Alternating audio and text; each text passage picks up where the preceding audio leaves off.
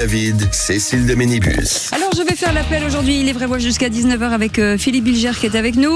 Présent. Ah, Bérangère Dubu. Présente. C'est bien madame. Bruno Pomar. Présent. Ah, c'est bien, mais c'est pas très appuyé. Il faut lever la main. Mais la chaleur. Hein. Ouais, c'est ça. Philippe David. Sir, yes, sir. Voilà, là, on sent qu'il y a là, il va se passer quelque chose. C'est full metal jacket. Je rappelle quand même à partir de 20h une émission très très très intéressante puisqu'on va retrouver Joseph Ruiz et son équipe pour une émission spéciale consacrée au mondial du foot. Ça s'appelle les Tontons du mondial.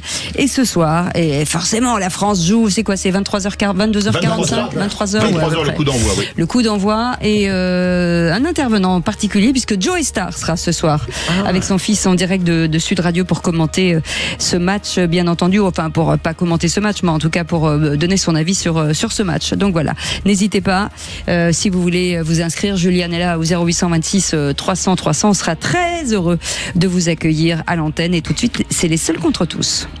Les vraies voix Sud Radio. Seuls Contre tous. Seul contre tous. Et c'est vous, ma chère Bérangère, qui allez commencer, puisque vous dites que le fait de dire que mettre les photos de ses enfants sur les réseaux sociaux est dangereux, vous trouvez ça stupide? Oui, alors là, je vais être sûrement seule contre tout le monde, mais je trouve C'est le principe. insupportable que tout le monde me dise ne mettez pas de photos de vos enfants, c'est dangereux. Pourquoi ça serait dangereux de mettre la photo de nos enfants ? On ne parle pas d'enfants qui ont accès au réseau, ou eux, ça peut être dangereux, on parle d'enfants petits que mettent les parents. Je vais quand même vous rappeler que 3 enfants par classe sont victimes de violences sexuelles. Il y a 160 000 enfants en France victimes d'inceste chaque année, mais vos enfants sont violés à 77% dans le cadre proche, famille, etc., dans le cadre scolaire, et ce n'est pas sur Internet. Donc je suis très surprise qu'on se focalise sur un danger potentiel. J'ai demandé une fois à la police, qui parlait de ce sujet sur Twitter, combien d'enfants en Europe avaient été enlevés ou tués suite à des publications, et savez-vous de combien est le chiffre, Cécile ? Pas du tout. 0. Il y a 0 cas d'enfant qui a été enlevé, violé et agressé sur les réseaux.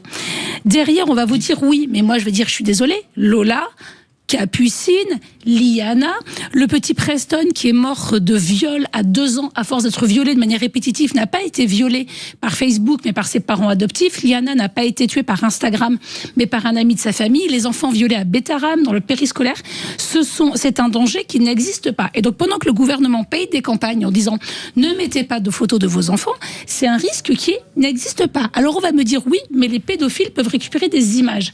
Mais aujourd'hui, pensez-vous qu'à l'ère de l'IA où on génère ce qu'on veut, où ces gens-là prennent des photos des gamins à la mer, à la piscine, dans les spectacles scolaires, c'est pas la photo de Timéo que mamie met sur Facebook qui lui fait courir un danger. Le danger, il est concret. Et j'aimerais que le gouvernement mette des moyens à la justice, à la police. Et quant à moi, je préfère voir des photos de famille et des enfants plutôt que des espèces d'influenceuses décérébrées à moitié à poil. On parle aussi de la chute de la natalité. Eh ben, ce qu'on ne voit pas, on ne peut pas l'imaginer. Je pense que nos jeunes ont plus besoin de voir des enfants, des familles et des moments de vie plutôt que de voir en permanence des influenceurs. Donc non, il n'y a pas plus de risque à mettre une jupe pour se faire violer que de mettre une photo de Timéo pour qu'il ait un danger réel. Surveillez plutôt l'environnement de vos enfants. Allez, Philippe Bilger. Bérangère, pardon, j'ai des parties. Je vous trouve très convaincante sur l'angle que vous avez choisi, mais pour ma part, mais ça n'est pas votre sujet, donc je suis navré de faire une digression. Moi, je n'aurais jamais l'idée de mettre mes enfants sur les réseaux sociaux pour des raisons de ce que j'appellerais de pudeur et de décence. Je trouve que ça relève de la vie personnelle, de la même manière que je n'irai pas dire que je suis catholique. Alors, ça n'est pas votre sujet, hein, j'en ai bien conscience. Si, c'est la mais suite. pour un petit peu vous apporter une contradiction, ma chère Bérangère. Vas-y. Non, j'allais juste dire aussi que si on est dans un militantisme, et ça c'est mon cas aujourd'hui, où moi je trouve qu'assumer aujourd'hui une vie de famille, à l'époque où on explique aux jeunes femmes qu'il faut choisir entre avoir des enfants ou avoir une carrière, ben moi c'est un choix aussi conscient de montrer à ces jeunes filles qu'on peut concilier les deux. Je choisis de le faire d'un point de vue politique parce que je pense que les jeunes ne peuvent pas imaginer ce qu'ils ne voient pas. C'est aussi dans ce cas-là que le personnel peut avoir une dimension politique. Je dirais qu'on peut le faire autrement, mais chacun fait comme il veut. Philippe ou Bruno? Bruno. Ouais, moi je trouve que Bérangère est un peu légère parce que dans son débat au début, c'était intéressant de dire effectivement il faut plus de police, plus de justice, plus d'associations qui prennent en charge tous ces sujets-là qui sont gravissimes évidemment. Et à un moment donné, paf, tu cliques en parlant, en disant « Oh, mais c'est pas grave de mettre la photo de gosse sur les réseaux internet. » Moi, je trouve que c'est pas de gosses, c'est de ses enfants. C'est pas oui, pareil. de ses enfants, oui. Ouais. Ses ça enfants, fait quoi, oui. concrètement ? C'est un principe de précaution et l'État a raison de le faire parce que s'il ne le fait pas, l'État, je pense que tu seras la première à dire « Non, mais quel est le risque ? Moi, je veux qu'on m'explique le risque. Il y a toujours un risque. Mais lequel ? Mais d'exposer ses enfants et éventuellement qu'ils soient reconnus et qu'ils puissent être des proies pour lequel ? le potentiel. Donc reconnu dans la peut y rue, avoir où un quelqu'un risque. peut les agresser. Mais n'importe où, Mais mais bien sûr. donc toi, tu peux te faire agresser aussi en tant que personne publique. Et quand t'es avec tes enfants, ils se promènent pas seuls, petits. Bérangère, je suis un adulte, moi. Oui, mais petits, ils se prennent pas seuls. Tes enfants, ils sont avec toi. C'est un gosse, c'est une victime potentielle. Donc je trouve que ton analyse est un peu légère. La fin de l'analyse, pas toute l'analyse. Allez. Moi, je vais réagir en tant que comme père. Alors déjà, comme père, c'était au début des réseaux sociaux. Je ne mettais aucune photo de mes enfants quand ils étaient petits sur les réseaux sociaux parce que ça peut tomber dans les yeux de n'importe quel taré pédophile qui va se taper un trip et j'ai pas envie que quelqu'un se fasse un trip sur la tête de mes enfants. Ça, c'est déjà le premier point. Maintenant, je réagis en tant que grand-père. En tant que grand-père, j'ai mis des photos de ma petite fille, mais de dos. Parce que les parents ne veulent pas mettre de photos de leur fille sur les réseaux sociaux, ce que je comprends tout à fait, parce que, alors c'est sûr que c'est pas le risque d'enlèvement, mais le fait de se dire, vu le nombre de tarés qui peuplent cette terre, que certains vont peut-être se faire du bien, entre guillemets, en regardant ma petite fille. Alors maintenant, je mets des photos de mes enfants quand ils étaient tout petits, parce qu'ils ont 32 et 30 ans, et qu'il n'y a plus de problème, que des débiles vont se faire du bien sur la photo de ma petite fille ou de mes enfants. Ben non, mais c'est comme une réalité. Il y a suffisamment de tarés dans ce monde, on l'a vu encore avec Liana. Hein. Moi, si vous permettez, je vais vous opposer sur un autre sujet. C'est-à-dire que quand vous devenez une personnalité, d'une manière ou d'une autre, quand vous prenez des positions d'une manière ou d'une autre, ce que vous faites vous, par exemple, sur les réseaux sociaux, il y a effectivement un risque de vengeance si on reconnaît vos enfants. Après, si vous êtes totalement anonyme, que vous postez des photos voilà, je pense qu'il y a pas... On parle dans un cadre anonyme, effectivement. Oui, absolument.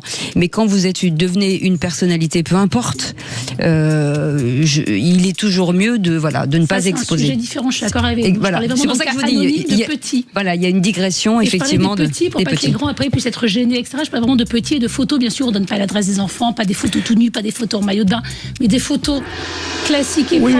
Oui, mais j'entends ce que tu dis, mais ce que dit Philippe Javi, il a raison, c'est un principe de précaution. Je veux dire, il y a tellement de tarés. Voilà. Il faut faire un maximum barrage à tout ça et éviter effectivement d'exposer des photos de nos enfants. Et d'autres vous opposeront de dire à force de se rétrécir, parce qu'en face de nous il y a des problèmes, et finalement on arrive à avoir une prison dorée, c'est-à-dire qu'on monte plus, on fait pas ça, on met des leggings nos petites filles sous leur jupe aujourd'hui à 3 ans parce qu'il ne faut pas voir leur culotte, on fait plus de soirées pyjama à cause de Liana. C'est toute cette ambiance générale où au lieu de punir les problèmes réels et d'être ferme, on se retrouve dans des situations qui ont toujours été naturelles à ne plus le faire. C'est ça aussi qui est gênant. C'est comme moi je refuse que mes filles petites aient des caleçons sous leur jupe. Voir une culotte, c'est pas très grave et on la voit. Aujourd'hui, on fait mettre des caleçons aux petites filles sous leur jupe. Je trouve ça très bizarre. Mais surtout, Bérangère, ça ne me gêne pas.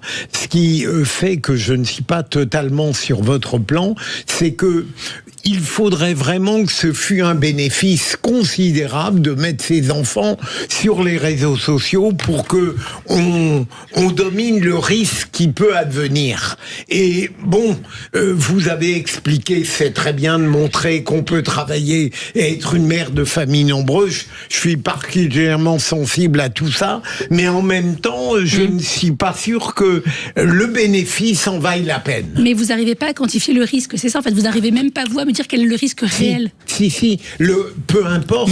Si votre argumentation sur le risque réel est valable, pourquoi pas. Mais comme le disait Bruno ou Philippe, le risque virtuel peut advenir demain. Et on s'arrêtera là, bien entendu, parce que le temps est déjà fini. Merci beaucoup, Bérangère. Bruno Pomar, l'affaire Liana est un désastre sur l'ensemble des acteurs, justice, gendarmerie. Il va falloir que certains rendent des comptes. On a vu qu'il y a d'ailleurs un pré-rapport qui est sorti de 50 pages, c'est pas rien, que 50 pages sur un rapport sur une telle affaire, c'est un désastre institutionnel, c'est un désastre de la justice, c'est un désastre de mes amis que j'aime beaucoup, vous savez, les forces de l'ordre et les gendarmes, et effectivement, il y a des leçons à tirer de cette gravité absolue. Je crois que le Premier ministre a dit une vérité d'une extrême gravité, et la chaîne de protection a failli.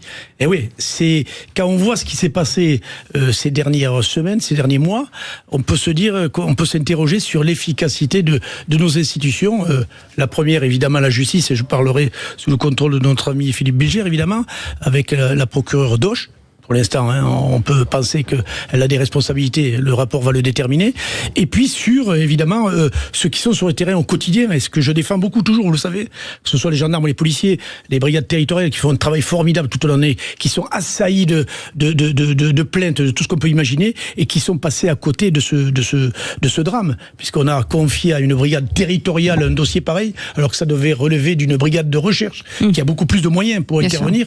Voilà, je dis encore une fois. Et d'expertise sur le sujet, surtout. Voilà. Mais il va falloir quand même, pour autant, que ces responsabilités soient vraiment établies et qu'il y ait des sanctions pour qu'encore une fois, on puisse prendre conscience que de telles choses ne doivent plus se reproduire. Et c'est vraiment une colère, je pense même de nos gendarmes, de nos policiers qui travaillent sur notre sujet et de la justice qui doit se remettre en question parce que on ne peut pas admettre ça. On sait que nos tribunaux, nos gendarmeries, nos bureaux de police sont submergés de plaintes, tout un tas de choses.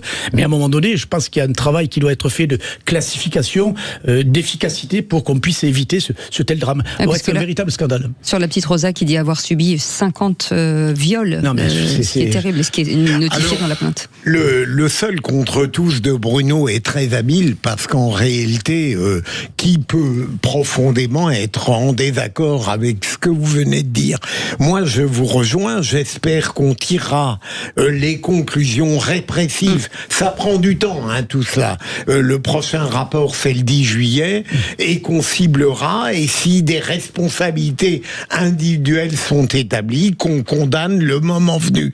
Ce qui me paraît tout de même un paradoxe terrible, ce qui montre que c'est plus complexe qu'on le pense, c'est que la procureure d'Auch, à l'évidence, elle a commis des fautes par rapport à une diligence ordinaire. Mais en même temps, tous ceux qui ont parlé d'elle, y compris les avocats, ont dit qu'elle accomplissait son travail à la perfection. C'est cela qui devient très préoccupant dans l'univers judiciaire. Oui, parce qu'on est en équilibre avec le fait qu'il y ait des dossiers et des dossiers et des dossiers accumulés. Et à un moment donné, sur un cas aussi important, on passe à côté. Philippe.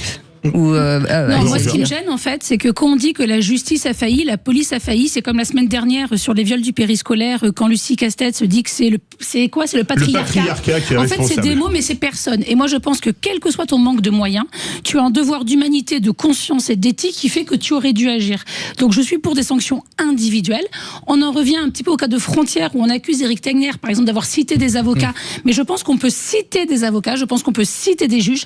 La maman d'Elias vient de citer le juge qui a instruit le dossier de la mort de son fils pour dire que le juge Boulard était un haut fonctionnaire mais un tout petit homme, et je pense qu'elle a raison parce qu'il y a un système d'impunité et que peut-être que quand votre nom sera mis en cause à titre personnel, ça vous permettra de réfléchir à 2 fois avant de prendre certaines décisions. Donc je suis pour l'individualisation et limite le name and shame, hein, comme ça se fait dans des grandes marques qui respectent pas, qui ont des positions inacceptables en termes de discrimination raciale ou sexiste, de citer aussi les personnes qui ont failli, pour moi, me paraît essentiel.